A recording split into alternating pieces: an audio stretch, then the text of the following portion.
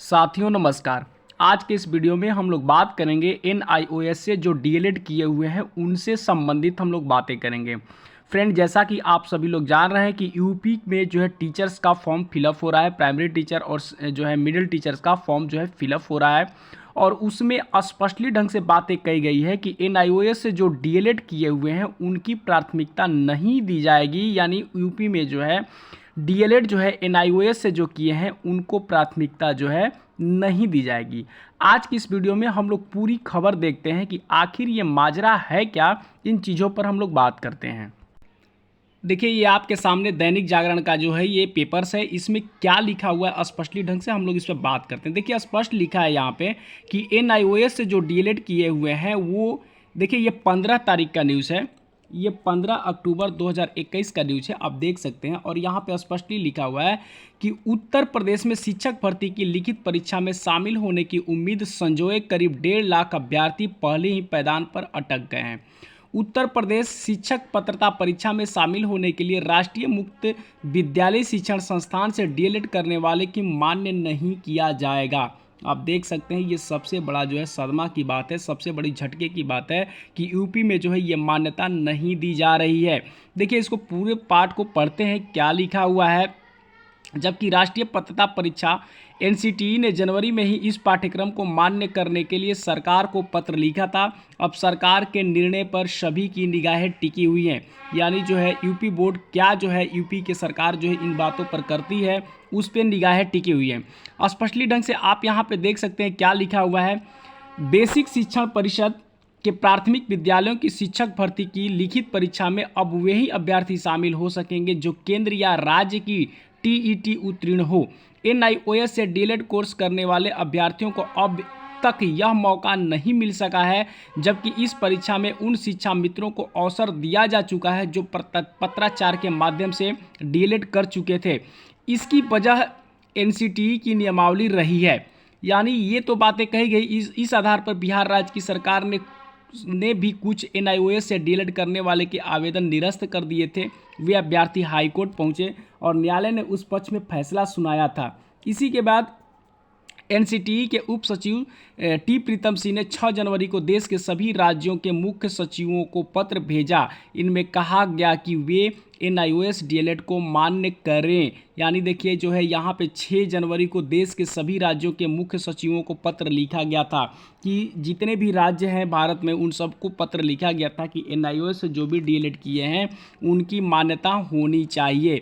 निर्देश के बाद उम्मीद थी कि सरकार UPTT में NIOS के डीएलएड को मान्य कर देगी, लेकिन इस बार भी उन्हें मौका नहीं दिया गया। बताइए, यहाँ पे जो है आदेश और निर्देश देने के बाद भी जो है यूपी में जो है टीचर यानी बनने के लिए जो भी सपना देख रहे हैं NIOS से जो डीएलएड किए हुए हैं उनको सबसे बड़ा जो है सदमा पहुंच रहा है।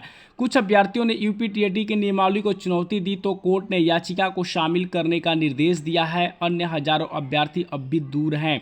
परीक्षा नियामक प्राधिकार सचिव संजय उपाध्याय ने बताया कि उन्होंने शासन को प्रस्ताव भेजा है, याचिका को UPTT में शामिल करने का निर्देश दिया जाए। उन्होंने यह भी माना कि इसके बाद अन्य अभ्यर्थी भी कोर्ट का रुख कर सकते हैं। देखिए, अब ये जो है मैटर कोर्ट में जा रहा है क्योंकि NIOS से जो भी डीएलएड कर रहे हैं किए हुए हैं उनकी जो है मान्यता हर जगह मिलनी चाहिए, क्योंकि जो है NCTE के जो है आदेशानुसार ये पूरे राज्य में जो है लागू होना चाहिए, लेकिन यूपी में ये बातें नहीं लागू है। आगे देखिए क्या लिखा हुआ है। 2018 व 19 में भी हो गए थे बाहर। UPTT की 2019 से भी NIOS के डीएलएड अभ्यर्थियों को बाहर किया गया था। 2018 में अभ्यर्थी UPTT की लिखित परीक्षा में शामिल हो गए थे, लेकिन उन्हें प्रमाण पत्र नहीं दिया गया। आप देख सकते हैं, आप फॉर्म भरे, शामिल तो हो गए, लेकिन प्रमाण पत्र नहीं दिया गया। जबकि 19 में आवेदन ही स्वीकार नहीं किए गए, और समझिए कि 19 में जो है आवेदन ही स्वीकार नहीं किया गया था। हालांकि उस समय NCTE ने राज्य सरकार को निर्देश नहीं दिया था। अब देखिए ये बात है कि उस समय जो NCTE जो है राज्य सरकार को नहीं बोला था कि मतलब जो है आप इसे मान्य करें। UPTT के लिए इन दिनों आवेदन लिए जा रहे हैं। परीक्षा संस्थान ने भले ही याचिकाओं के लिए प्रस्ताव भेजा है, लेकिन अभ्यर्थियों को उम्मीद है कि सरकार उनको अवसर दे सकती है। यानी जो है अभी तक तो मनसा नहीं है सरकार का अवसर देने का, लेकिन उम्मीद लोग कर रहे हैं कि सरकार शायद मनसा बनाए और हम लोगों को को मौका दे दे, जो NIOS से डीएलएड किए हुए हैं उन्हें मौका दे दे। देखिए यहाँ पे क्या बातें हो रही है, प्रकरण नीतिगत करे विचार। बेसिक शिक्षा राज्य मंत्री डॉक्टर सतीश कुमार द्विवेदी ने कहा कि प्रकरण नीतिगत है, इस पर विचार करेंगे कि न्यायालय, NCTU और परीक्षा संस्थान ने क्या आदेश और सुझाव दिए हैं। पूरे मामले को देखकर सरकार उचित निर्णय लेगी। यानी अभी सरकार जो है उचित निर्णय नहीं ली है, लेकिन उम्मीद है जितने भी अभ्यर्थी जो टीचर बनना चाहते हैं उनको पूरी उम्मीद है कि जो है सरकार जो है इस पर संज्ञान लेगी और उन लोगों को जो है मौका दे सकती है। अगर मौका नहीं मिलता है तो देखिए यहाँ पे क्या बोला गया कि NIOS से डीएलएड करने वाले 1.5 लाख अभ्यर्थियों को बड़ा झटका लग सकता है, लेकिन हमें उम्मीद है कि उन्हें पूरी मौका मिल जाए ताकि इन्हें किसी भी तरह का कोई भी समस्या ना हो। जो टीचर बनने का सपना देख रहे हैं वो भी अपना टीचर रिक्रूटमेंट्स में फॉर्म भर सकते हैं और यूपी में टीचर्स बन सकते हैं। धन्यवाद।